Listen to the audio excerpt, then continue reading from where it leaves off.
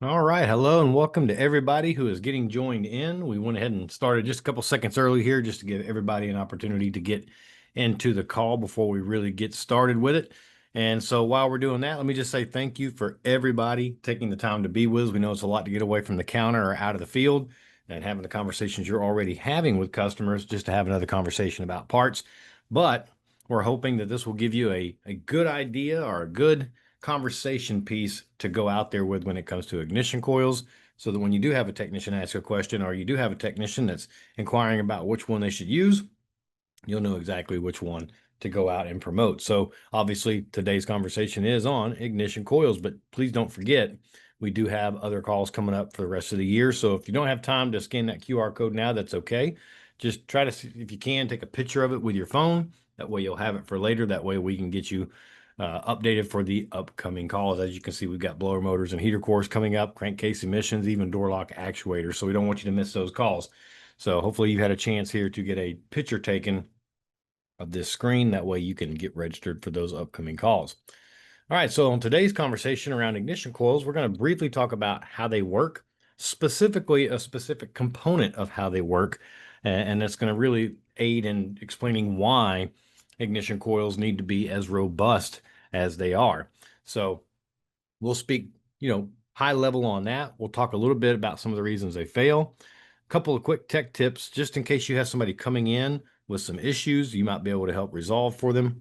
And then we'll talk about some engineering improvements, as well as the competitive landscape and the sales support we have on the backside to give you some good talking points when it comes to having these conversations. So again, high level on how it works. It's pretty simple. The PCM is going to be reading a lot of inputs and things that are going on as you're driving down the road. Primarily, though, the camshaft and crankshaft position sensor. It needs to know where the cam and crank are relative to the, RPM, the rotation that's going on at the time. And when it sees where that crank and that cam are, it'll know which cylinder to fire. And really, the ignition coil has a simple setup. It has a ground, it has a battery positive, and then it has a trigger. Now that trigger can either be in the PCM and some of the older 2-wire ignition coils, or and these newer 3 and 4-wire ignition coils that we have out, you'll see that the trigger is actually a module within the ignition coil itself.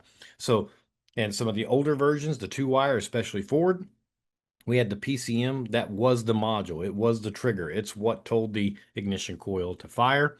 But on these newer, more modern ignition coils, that module is inside of the coil. It's just getting the information from the PCM to know when to do the firing. But that's really essentially all it is. It's looking for that relative location to the crank.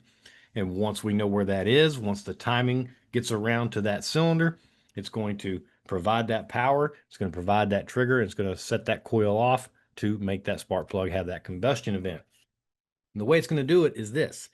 On the inside of that ignition coil, you essentially have a couple of magnets and you have a primary winding and a secondary winding. Now you see there on the screen, we have the primary winding in red, the secondary in blue, and the secondary has more coil loops. The secondary winding is always going to have more windings than the primary. And it's because the secondary has to carry more voltage.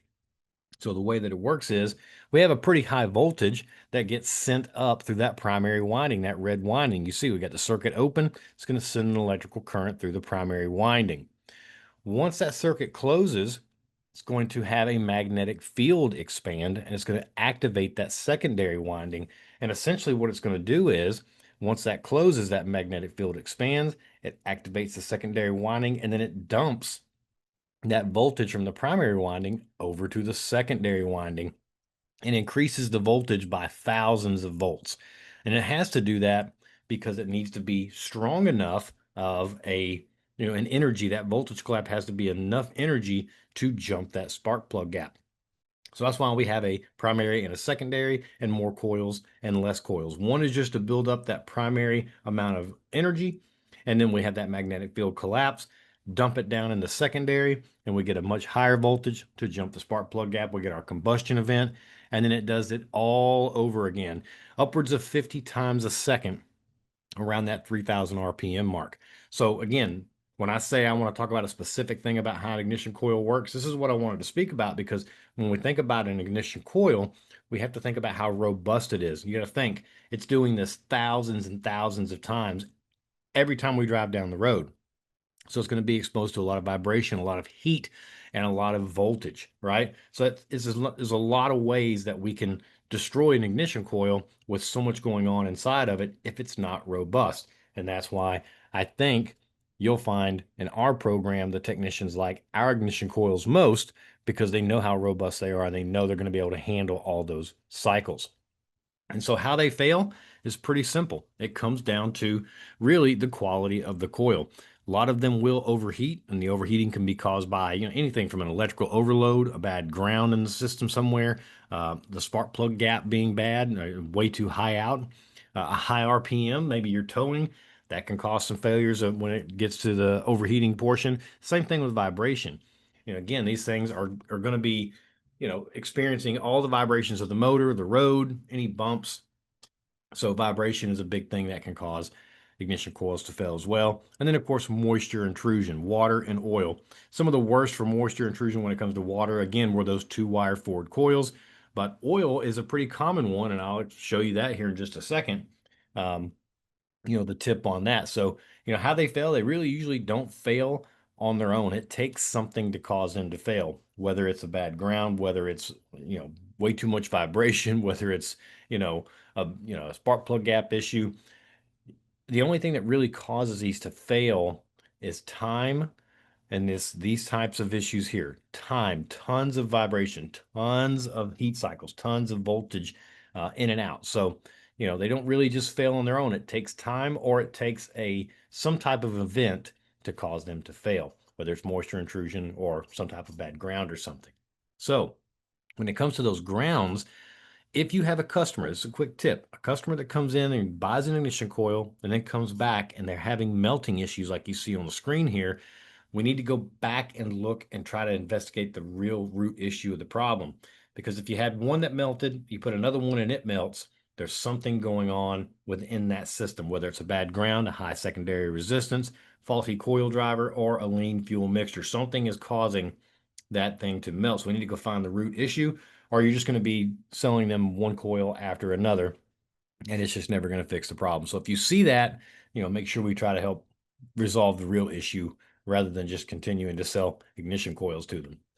Another tip here, if it is an older 4.6 liter, 5.4 liter, 2-wire ignition coil on those Ford engines, those Tritons, what they call them, oftentimes, when the ignition coil goes out, it will take the PCM out with it, and vice versa. When the PCM goes out, it will take the ignition coils out with it.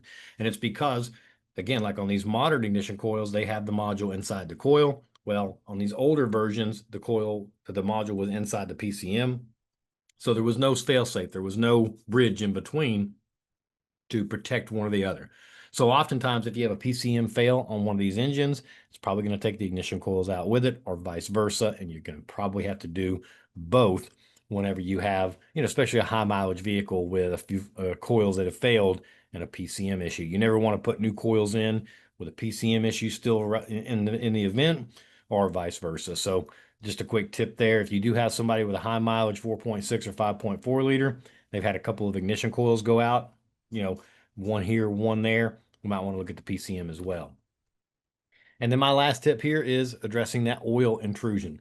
A lot of these overhead valve engines have valve cover gaskets and spark plug tube seals that protect the ignition coils and the spark plugs from oil getting in there, but we all know leaks happen. So whenever we are selling ignition coils or spark plugs or both on an overhead valve engine, let's make sure we're asking about the seals and whether or not we've noticed any leaking or not, because the last thing we want to do is put a brand new ignition coil in and just get it all sloppy with a bunch of old burnt motor oil in there. So that's a great add-on sale and a quick tip to probably, alleviate a couple of comebacks here and there on an ignition coil. So with that, I'm going to pass it off to our marketing services team and Mr. Aaron Schaefer to talk about some of the things that I think are going to be really helpful for you when it comes time to have conversations about ignition coils. So Aaron, go ahead, sir. The show's yours. Awesome. Yeah, thank you very much, Corey. One place I'd like to start is just talking about how large of a category this really is and why. Outside of rotating electric, this is the biggest underhood category, period. And there's a couple of reasons for that. Yeah, okay, they're subjected to some heat, some vibration. They do work pretty hard. But OE coils have really high failure rates compared to most other components on a vehicle, and a lot of them have inherent design flaws. Some of them have some areas where moisture can get inside, causing premature failure. Others don't have enough spark energy and they're forced to work at 100% all the time. They burn themselves out. Some don't have enough internal bobbins, so they're passing too much energy through a smaller section and they just get too hot. So there's a lot of design flaws in some OE coils. Something else to think about is that when OEs are speccing out coils for an engine, they are designed and tested for a vehicle with how many miles, right? Zero. OE coils are designed for brand new vehicles with clean engines that are operating exactly as they designed. OE coils are not designed for engines with 300,000 kilometers on them. As carbon builds up inside of an engine, coils have to work harder. If plugs aren't replaced, the coil has to generate enough to jump a larger gap.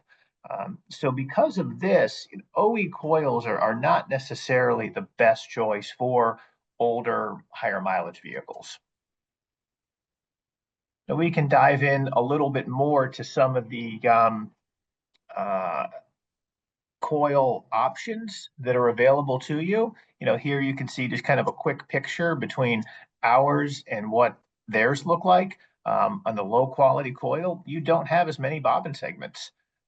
You've got fewer bobbin segments than OE. These lower quality coils generate less spark energy. They have less performance capabilities than even an OE coil. And we found that most of these are outsourced. They're manufactured somewhere in China by companies with very limited engineering and testing resources. Another option is an OE service coil, right? So this is kind of the baseline. This is what OE thought the coil should look like. 8 bobbin segments. But best case scenario, this is going to be the exact same design, the same part that just failed. And unfortunately, a lot of OE service coils are made in different factories, offshore factories, and don't even measure up to what the original coil was. Then you can take a closer look at a BWD coil. You can see it has an additional bobbin segment to spread out the energy to run a little bit cooler, and in-house design and manufacturing. We design and build these at our own plant in Poland, and many applications have additional capabilities with more spark energy and a longer discharge duration. And we'll take a look and see what that looks like and what it means. So coils look the same from the outside, but the performance capabilities, how well they actually work on the vehicle, are what matters, right? So if you take a look at actual spark energy in millijoules, this is what OEs, they set the baseline. Low cost, low quality generates less. The BWD coil generates a little bit more. This basically means, most of the time, though, it's going to operate around 28 or 29 millijoules because that's all that's needed. But because the coil is capable of so much more, it means that it doesn't have to work as hard. And that's going to allow it to last longer. We can also look at discharge duration. This is measured in milliseconds, so it's a very small difference. But that little bit of extra discharge duration certainly helps with fuel burn. It helps with combustion. It's noticeable when somebody's towing or hauling. And if someone gets into a situation where they have lower quality fuel that's harder to ignite, that extra bit of discharge duration can certainly make a difference. Now we're going to go through a few slides and speak to some very specific engineering improvements that we've done where there's been some flaws with OE designs. There's a lot of OE coils that fail because of moisture intrusion, and this is because when the OE coils are made, there's really two separate overmolds that are joined together in final assembly, and they're held together by a rubber O-ring. And this works pretty good when it's new, right? When it's new, uh, you get a nice seal there, but because these are in a high heat environment, over time that rubber degrades, it starts to crack, and it becomes very easy for moisture to get inside the coil and cause the coil to fail. What we've done on these coils is we've completely redesigned it, and we use a simplified one-piece overmold in final assembly. A little more involved, a little bit more expensive, but it works. It eliminates the weak point. So there's no place for moisture to get inside the coil. Some other things that we've done are updated the entire overmold. Some of these overmolds don't insulate that well against heat and start to cause the epoxy to break down and crack. They don't dissipate heat that well.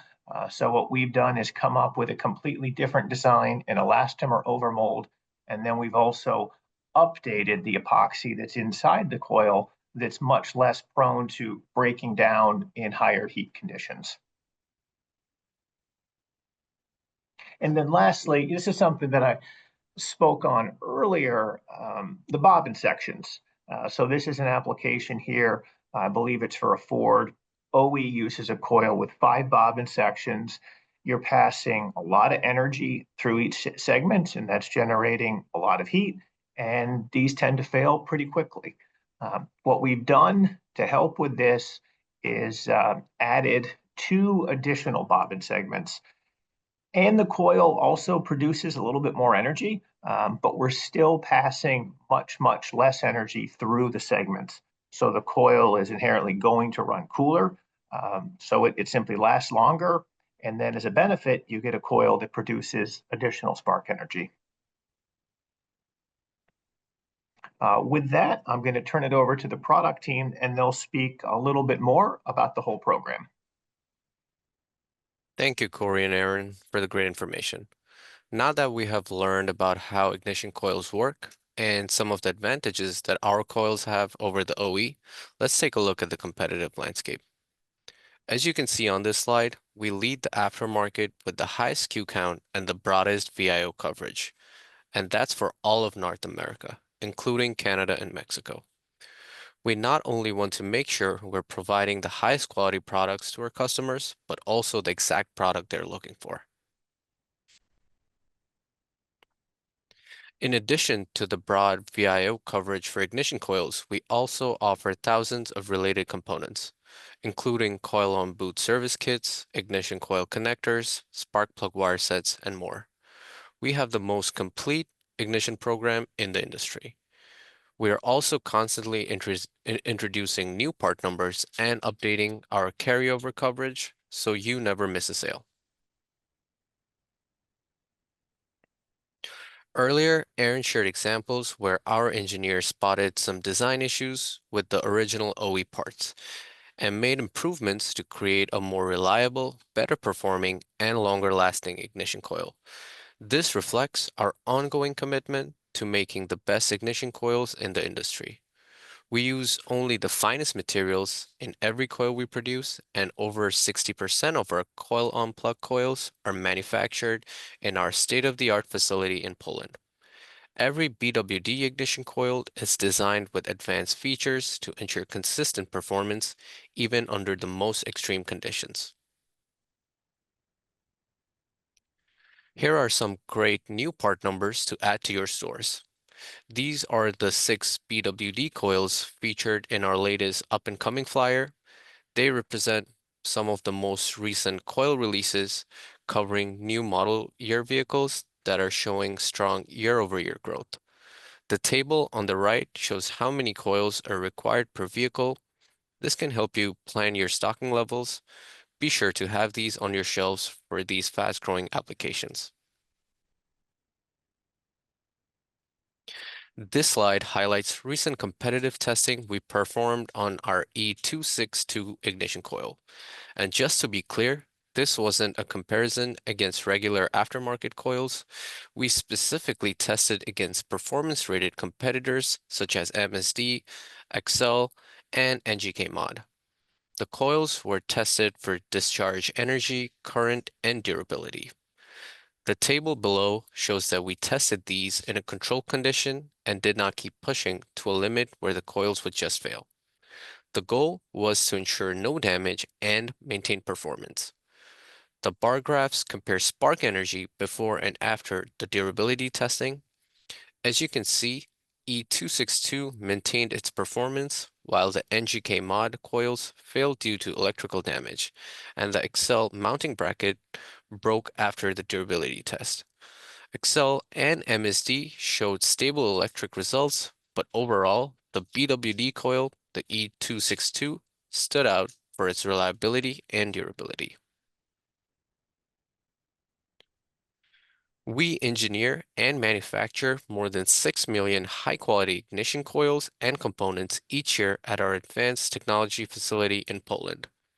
This IATF 16949 and ISO 9001 certified plant serves as a core design and engineering center and features state-of-the-art lean manufacturing methods with fully integrated processes, including injection molding, curing, and welding. Our BWD ignition coils deliver the features and competitive advantage that come from the superior design, engineering, and testing that we are recognized for across the industry. To ensure the highest quality ignition coils, every product manufactured at our Poland facility goes through a full spectrum of measurement and life testing, along with a complete range of environmental tests, including thermal shock, thermal cycling, salt spray, vibration, and storage testing. Our our coils aren't just tested in labs, they're also tested on actual vehicles on our testing center in Texas. The result is a line of pure quality ignition coils that perform flawlessly in real-world conditions. Thank you, and now I'll pass it back to Aaron. Awesome. Yeah, thank you very much. One thing that we want to talk about a little bit is why it really does make sense to recommend replacing ignition coils in matched sets. So one thing we spoke on a little bit earlier are the multiple ways in which ignition coils fail, whether it's moisture intrusion, overheating, oil contamination. All of these things happen, but it's important to remember that all of the ignition coils in an engine are operating within the exact same environment. So if one has failed, then it's very, very likely that the others will fail pretty soon. So that's one reason. Another thing to remember is that ignition coils are not like a light switch. They don't just work and then they don't. They actually start to lose performance over time. Spark energy is reduced, capabilities are reduced. So if someone's goal really is to restore the vehicle or try and get it back as close as they can to when it was new to optimize performance, then it certainly makes sense to install a new set of match coils. And then the last thing is simple labor savings. A lot of vehicles, it makes, you have to remove the intake. More and more technicians want to install new plugs, even if one coil has failed because of the amount of miles or kilometers on the vehicle. It's a good practice while they're in there. So if someone is already going to be replacing plugs, then there really isn't much additional labor to install new coils. So all of these are just good reasons why it should be recommended that folks are replacing ignition coils in sets, especially on higher mileage vehicles, and especially on some of those vehicles, those Fords and those Nissans that we all know have really high failure rates. This is just a nice little simple tool to recommend replacing the right coil.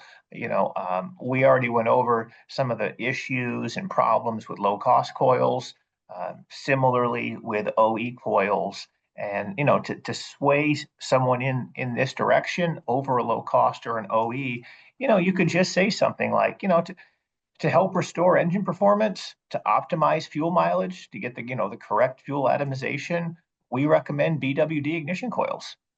I think saying something just like that can be very effective. We also have some sales support materials and videos available to you. We have a recently updated BWD What's in Your Box ignition coil flyer. Nice two-sided piece, highlights the features and benefits of the coils and the program itself. Very helpful to share with other parts professionals and service provider customers. And then, we also have built out the BWD YouTube channel to feature over 500 technical and installation videos. And you'll even see a dedicated ignition coil playlist on that video as well. So yeah, just to recap, what you get with our program, it's in-house design and manufacturing, very specific design improvements that address OE weak points, additional capabilities for performance and reliability. Really, really good coverage is second to none. Nobody can beat us in that department. That's a big advantage. Comprehensive testing, both in the lab and on vehicles. And, we certainly try our best to create and update sales support materials so you're able to take this message to the street. So, with this category, OE set the bar. Sometimes they did well, sometimes they didn't. What we've seen from testing is that most of the aftermarket competition doesn't even meet it, and we exceed it to deliver optimized on-vehicle performance and a longer service life. So that's what we have for you today. Thank you very much. And thank you, Aaron, and thank you, Tamzid, for that great information. Like I say, I think, really the hope here is, you'll get a call very soon, or you'll be talking to a customer very soon about ignition coils, and you'll know exactly which ignition coil to promote because you've got the most robust and highest quality in the box ready to go. And if they need it, we have the match sets to go with it. So hope you have a great rest of your day. Hope you have a great rest of your week. Happy selling to everybody, and we'll see you on the next call. And hopefully everybody gets a chance to get registered for that. So have a wonderful day, everyone. We'll see you next month. Thank you. Cool.